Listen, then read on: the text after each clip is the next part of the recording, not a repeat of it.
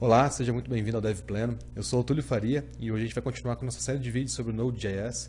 E hoje a gente vai começar falando como que a gente importa ou como que a gente usa módulos de terceiros dentro de um projeto no Node, tá? Então, olha só, uma das coisas que a gente tem que saber, digamos assim, o Node ele já vem com um gerenciador de pacotes, tá? Então, o Node Package Manager, que é o NPM ou NPM.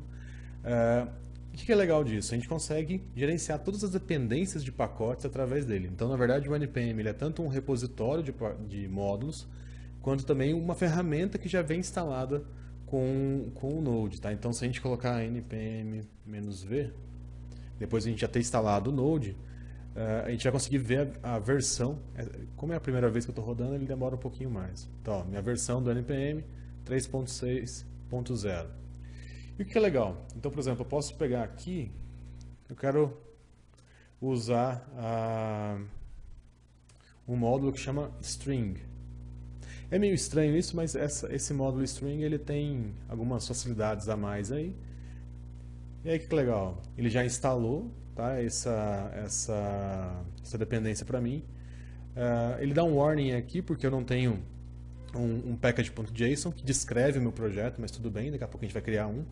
E olha que interessante, na pasta do meu projeto ele criou uma pasta Node Models. O que quer dizer isso? Aqui são os módulos que foram instalados pelo NPM, tá? Então são módulos de terceiros. Tá? Então ele gerencia para a gente todos os módulos aqui. Tá? O que é legal? Eu posso fazer... geralmente esse pacote string a gente usa ele com S maiúsculo. Require string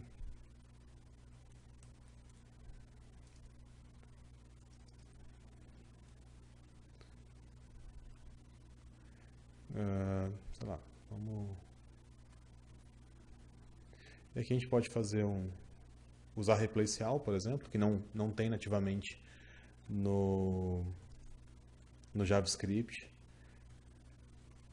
E a gente volta para string, console.log, txt. Vamos salvar isso aqui como um teste. Deixa eu só abrir aqui a pasta. Cadê? Deixa eu só arrastar aqui. Então vamos salvar como teste.js. E vamos rodar node teste.js. A gente pode ver que ele trocou o O de minúsculo para maiúsculo. A gente poderia colocar um hífen aqui, uns hífens, só para mostrar que realmente ele está alterando. Olha lá, legal. Então, detalhes que a gente tem que reparar aqui quando a gente está usando um módulo de terceiro. A gente fez um módulo no outro vídeo, se você não viu, vai ter um link aqui em cima do vídeo para você clicar e assistir o outro vídeo sobre módulos. E a gente importava os módulos colocando um ponto barra, né? Então a gente fazia isso aqui. O que acontece? A gente usa ponto barra quando os módulos são locais, tá? Então eles não são uma dependência externa ao seu projeto. Então quando ele for como o string, etc., que foi publicado tanto no NPM ou é um repositório, etc., a gente pode referenciar ele diretamente pelo nome. Que o Node, o que ele vai fazer?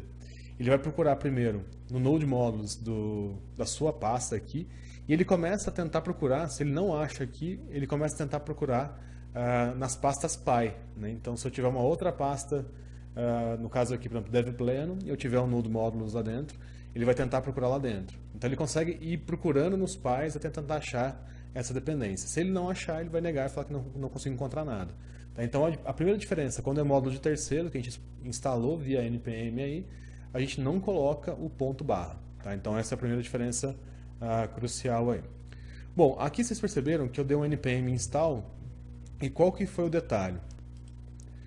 E qual que é o detalhe? O importante para a gente é que quando a gente for instalar uma dependência, o meu projeto eu não preciso ficar falando para todo mundo, ele depende do string, ele depende do async, ele depende de blá blá blá. Por quê? Porque senão dá muito trabalho. Imagina toda vez que você for copiar o projeto para alguém, você não copia as dependências, né? Então você vai ter que falar para nós, você tem que instalar dependência tal, instalar dependência tal, instalar dependência tal. Então, para evitar de ter que fazer isso, o que a gente faz? A gente consegue colocar um descriptor, né? Uma descrição para o projeto, aonde a gente já diz tudo o que a gente precisa ou tudo que a gente, todas as dependências que a gente tem do projeto. E tem uma maneira bem fácil de criar isso, que é usando o npm init. Então, olha lá, ele pergunta primeiro para a gente qual que é o nome do projeto. Vou deixar iniciando o projeto. Qual que é o description? Qual que é o entry point? Então, qual que é o script principal? Qual que é o comando de teste? Qual que é o repositório no Git? Qual que são as palavras-chave? Quem que é o autor? Vamos colocar que eu faria. Qual que é a licença? E aí ele gera para mim um JSON e pergunta se eu quero salvar. Vou dar um sim. Olha só, esse é o meu JSON, que eu já tenho todas as informações do meu projeto aqui. Qual que é a vantagem quando eu tenho um JSON, um package.json? Eu posso fazer o seguinte, vamos supor que eu fiz um teste aqui com a minha lib, tá? E isso a gente faz bastante aqui. Então, geralmente a gente testa um módulo e se ele funcionar ou fizer o que a gente quer, aí realmente a gente insere ele como dependência. E como que a gente faz isso? npm install string "-save". Então, além de eu instalar a dependência, eu estou salvando ele no package.json. Então, se eu abrir o package de novo, vocês vão ver aqui que ele tem a dependência do string aqui, do módulo string. O que é interessante? Ele tenta achar o major version como 3, tá? Então ele vai atualizando até 3, 3.3, 3.4, 3.5, tá? Então ele tenta manter essa versão aqui. Por quê? Para tentar manter o seu projeto estável, tá? Então a ideia aqui é quando você for commitar esse código no Git, etc., você não coloque os módulos, né? Então os node módulos aqui, você não pode até colocar isso. Por quê? Porque se você estiver rodando no Windows, quando você fizer um npm install, né, que é a maneira da gente instalar as dependências aí, o que ele vai fazer? Alguns módulos aí, eles compilam algumas coisas a mais. Então eles compilam código em C e por aí vai. Então é sempre bom e é muito recomendado, aliás, a gente não copiar o Node Modules. Então, só para vocês terem uma ideia, eu vou apagar essa pasta. Deixa eu entrar aqui no meu C2 pontos.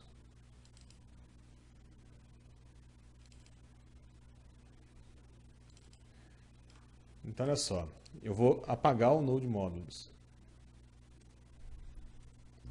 Então, o projeto seu, tá, é isso aqui que vai para o Git, que vai para o controlador de versão de código-fonte. Tá? Você não manda nada além disso. E o que acontece? Quando você baixar esse código, né, quando você fizer um clone e por aí vai, você vai só rodar npm install. O próprio npm vai resolver o Node Modules, vai instalar para você as dependências e já resolveu tudo. Então, essa é a importância da gente ter as dependências dentro do package.json. É assim eu consigo passar o meu código para um outro desenvolvedor, eu colocar no repositório da empresa e todo mundo consegue rodar esse código sem problema nenhum. É muito legal comparar isso. Há muito tempo atrás, né, o pessoal, quando programava em Java, a gente não tinha ainda tão definido em Java alguns repositórios de dependências e tudo mais. Hoje tem o Maven, por exemplo. Mas antigamente, o que era o problema? Você tinha que sair caçando as dependências. Tá? Então, hoje, com os gerenciadores de dependência, a gente consegue só colocar um descritor no projeto e só mandar instalar as dependências que a gente já fica tudo bem. Tá? Então, por exemplo, no Node a gente tem o NPM, no Java a gente tem o Maven, no PHP a gente tem um Composer. Então, a gente tem algumas maneiras aí de instalar essas dependências que ficam muito mais fáceis. Tá? Então, a gente não precisa se preocupar mais em resolver essas dependências na mão, tá?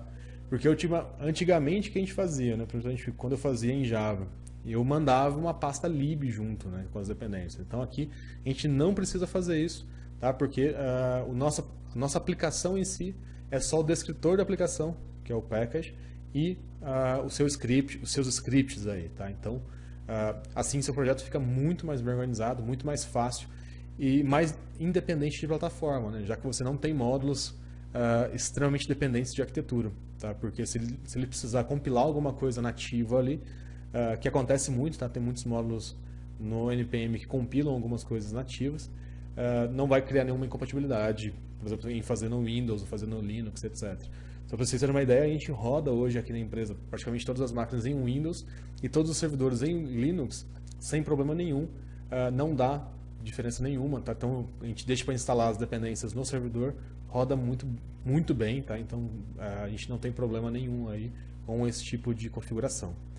Bom, pessoal, essa foi o vídeo sobre como gravar as informações de dependências de módulos de terceiro, como utilizar basicamente aqui um módulo de terceiro, né? Então, eu dei um require aqui em string, coloquei ele em S, usei o S instanciando como uma nova string, fiz um replace all, que não é nativo da string do JavaScript, tá?